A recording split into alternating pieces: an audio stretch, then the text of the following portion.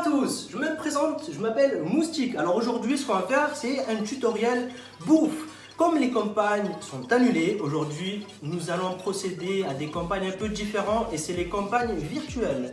Donc nous allons présenter plusieurs tutos et le premier tutoriel bouffe aujourd'hui ça va être la recette du baklava. Alors le baklava qu'est-ce que c'est? C'est un goûter qui dit bienvenue au diabète, qui est très sucré et qui est oriental.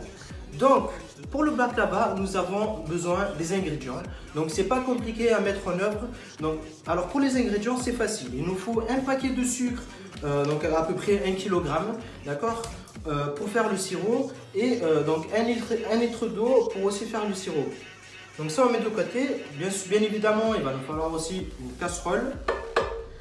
Ensuite, il nous faudra des outils qu'on va utiliser pour écraser les noix et les pistaches. Donc, on mettra de côté. Mais vous n'êtes pas obligé d'avoir cela. On peut l'écraser avec un marteau ou si vous avez une daronne qui...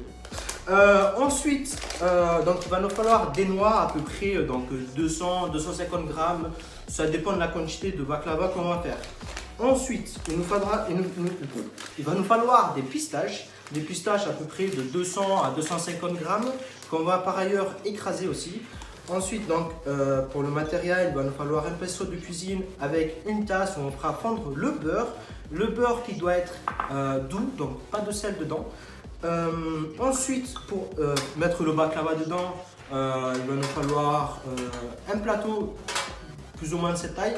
Ensuite, pour le sirop, j'ai oublié de le dire, mais il va nous falloir aussi une petite tranche de citron, mais vous n'êtes pas obligé de l'avoir. C'est juste pour ajouter un petit goût. Donc maintenant, nous allons commencer la recette. Donc tout d'abord, nous allons commencer par faire le sirop. Alors pour le sirop, c'est très simple. On a les 1 kg de sucre. On en met un peu de partout, c'est pas grave. Je crois que j'en ai trop mis, mais non, c'est bon.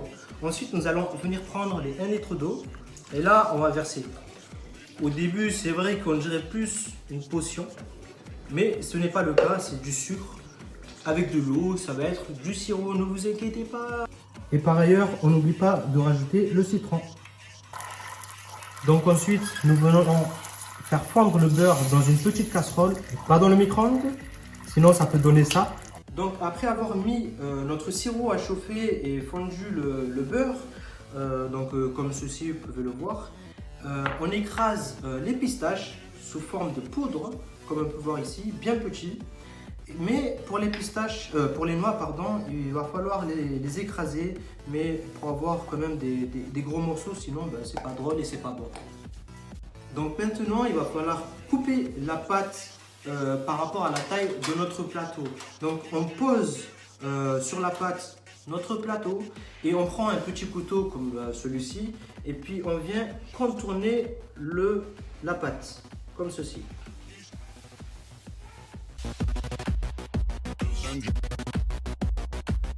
Après avoir coupé la pâte sous la forme de notre plateau, on a de ce côté cette forme là et le reste qu'on va quand même les garder. Donc il faut faire attention à la pâte car c'est très mince. Et donc s'il y a un petit courant d'air, ça peut vite les sécher. Donc il faut faire attention à ça. Ensuite, nous prenons le pinceau, nous trempons dans le beurre et nous allons étaler dans le plateau pour pas que la pâte colle avec le plateau. Donc on en met un petit peu de partout, comme ceci. Après avoir étalé le beurre, ce qu'on va faire, c'est qu'on va prendre la première couche. On va le poser sur le plateau, comme ceci. Voilà. Après avoir posé notre première couche, on reprend le pinceau et là on repasse dessus, mais histoire de mettre juste un petit peu. Donc histoire de recouvrir vite fait la pâte. Voilà, comme ceci. Il faut faire aussi attention sur les bords. On mettra aussi un petit peu sur les bords pour pas que justement ça sèche et qu'on oublie les bords. Après avoir mis la première couche, on va aussi mettre la deuxième juste après. Donc on va faire ça 3 fois. Puis ensuite on va mettre les noix.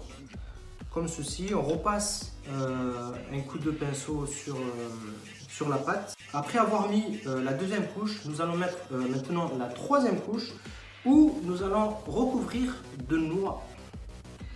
Donc voilà, il faut faire attention pour pas que ça soit plié. Voilà. Donc vous avez deux choix, c'est soit vous mettez un petit peu de beurre, mais vraiment vite fait. Sinon vous n'êtes pas obligé, ça va donner le même goût. La différence, je ne saurais pas l'expliquer, mais moi j'en mets quand même un petit peu, mais vraiment un petit peu pour pas que ça sèche et que ça brûle pendant la cuisson. Donc voilà.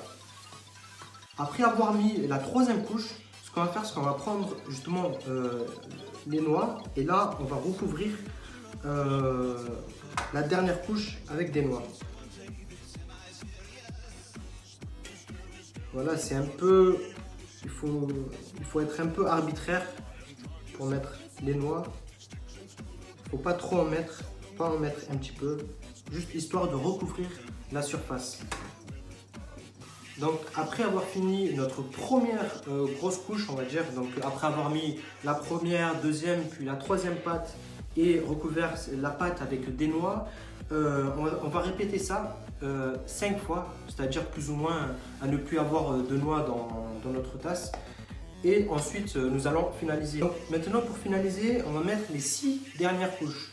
Donc, de la même façon, on met la couche, on étale de l'huile, on remet la couche, on étale de l'huile, on fait ça 6 fois pour avoir la dernière couche.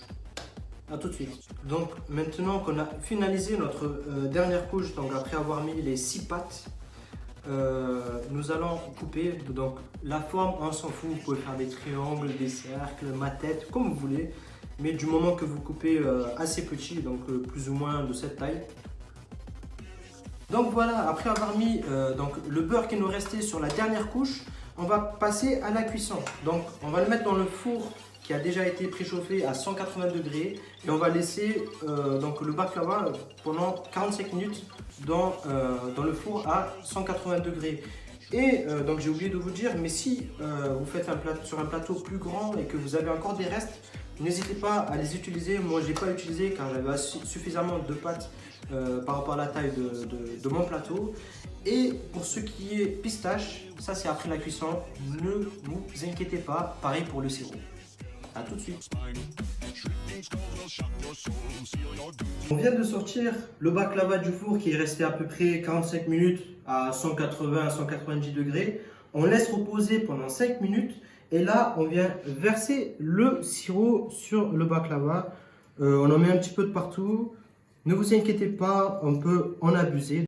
Après avoir versé le sirop plus ou moins comme j'ai fait, donc à plus ou moins la moitié des baklava, on prend notre pistache qu'on a écrasé et on en met un par un sur tous les baklava. Alors, vous n'êtes pas obligé de mettre la pistache, mais si vraiment vous le voulez, mais ça fait vraiment trop bon avec les pistaches. Et voilà, nous avons enfin fini notre baklava. J'espère que la vidéo vous a plu. N'hésitez pas à laisser un pouce bleu, de vous abonner à notre chaîne YouTube Fir la liste. Et surtout, n'oubliez pas de voter la FIR.